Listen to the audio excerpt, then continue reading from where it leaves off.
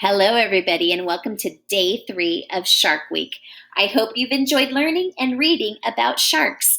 Today, our shark that we're going to focus on is the great white shark.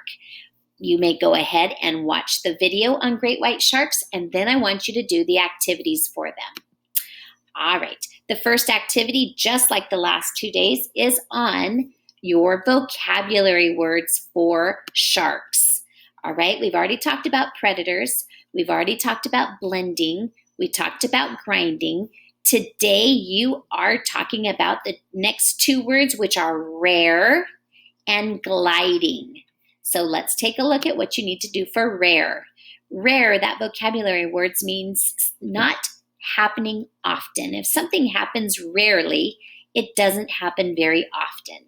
Okay, so write about one of the sharks that is more rare than the others. Now that information might be from your videos that you've watched this week. It might be from some of the other video slides that we have. But what is one of the sharks that's rare, more rare than the others? You might have to do a Google search of rare sharks.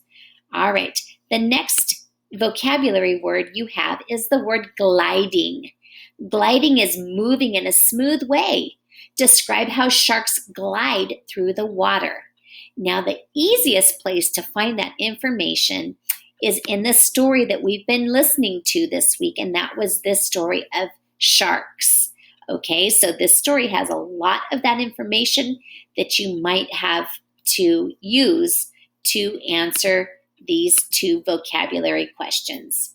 All right, so we have the story sharks, and the last section on here is labeling the shark. Do you see these little arrows? Well, what I want you to do is drag your words over here to the places on the shark that the arrow points to. All right, so like tail, that's easy, right? I'm going to drag my word to put it where it goes to label the tail. All right, guys, today's day 3 of Shark Week. I hope you enjoyed it. Have fun.